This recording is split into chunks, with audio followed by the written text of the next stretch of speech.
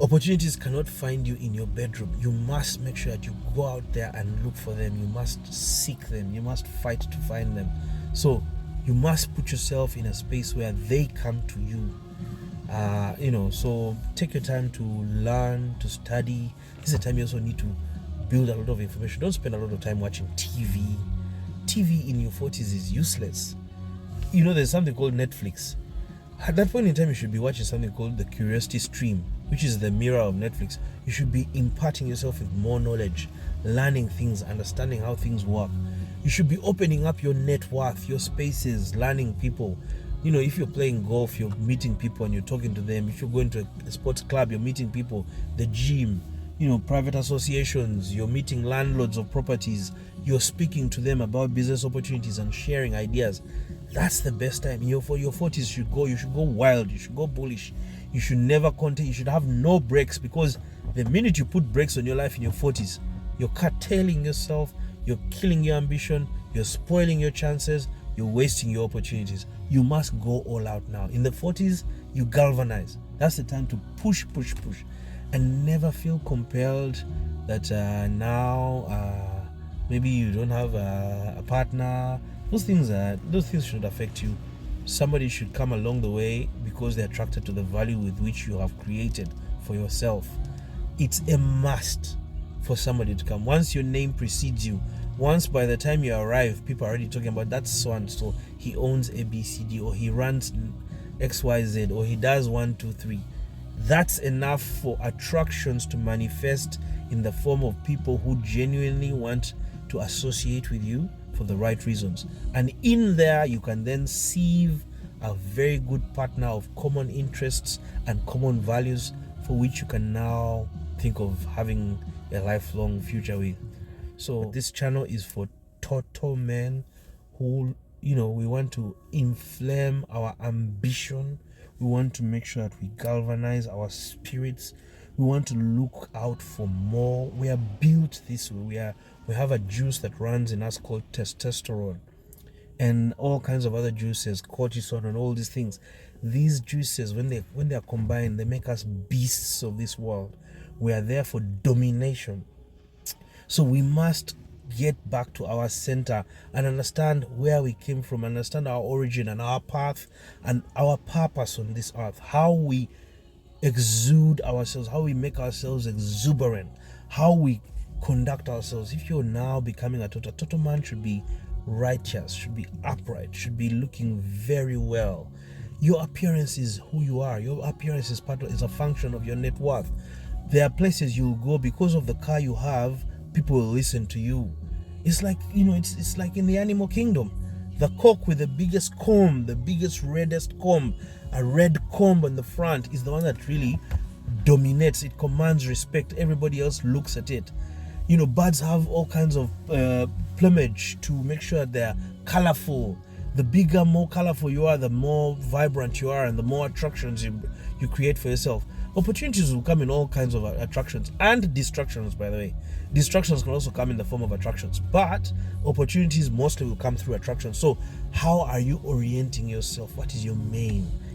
Are you a rambunctious, stubborn, desolate person, negative, toxic? Are you always speaking bad things? Are you pathetic? Are you crestfallen? Are you broken spirited? Are you just there? You don't want to listen to people. You don't take advice. You think the world has come to an end. That's toxic, bad energy. You must avoid it. Are you a thrill seeker? Are you a daredevil? Are you, one of those people who play around and chance around with life? You can do those things in your 20s, not in your 30s, certainly not in your 40s. Anything beyond that is madness and stupidity. In the 40s, galvanize, take less risks. It's not bad to risk, but well calculated risks that have a good reward. You must look at the odds for the reward, and you must really calculate and make sure what happens. Also think about what happens if I don't get there. You must really calculate very well. You must make sure you're very clean and smart as a man. As a man in your 30s and 40s, you must have a well-kept beard, well-kept hair. When you grow up as an adult, you start to get adult diseases, things like gingivitis. Those things can affect your breath. They can affect your how you speak, your confidence. Make sure you smell very good, your breath is good, your hearing is good, you give people time, you're not shy. It's not time to start learning new tricks. You must make sure you maintain eye contact. You're not scared to listen to people. You look at them in the eye, you hold a very firm handshake. You must exude confidence. When people tell you a problem, don't panic, don't jump up and down and run and become a hula baloo of a mess. No, listen, take it in. As a man, you must wake up every day expecting a challenge, expecting a problem, expecting a catastrophe. And the only reason people tell you about it is because that's what you're created for. Your adrenaline kicks in, your testosterone kicks in, then your superpowers come out. Your beastly attitude comes out to start to solve the problem. How are you going to deal with it? Does it require money? Does it require strength? Does it require intelligence? Does it require calming down and backing down a little bit? Does it require a conversation, a sturdy conversation, a technical relationship? Does it require contact, a well-connected contact? These are the things that happen to you as a man, and you must have a semblance of calm and purpose. Discipline is the foundation of all things that have a positive outcome. You must have a discipline for yourself. If you decide to exercise twice a week, make sure you stick to it. If it is 3 times a week, make sure you stick to it. Any man in your 30s and 40s, you must not exercise anything less than twice a week.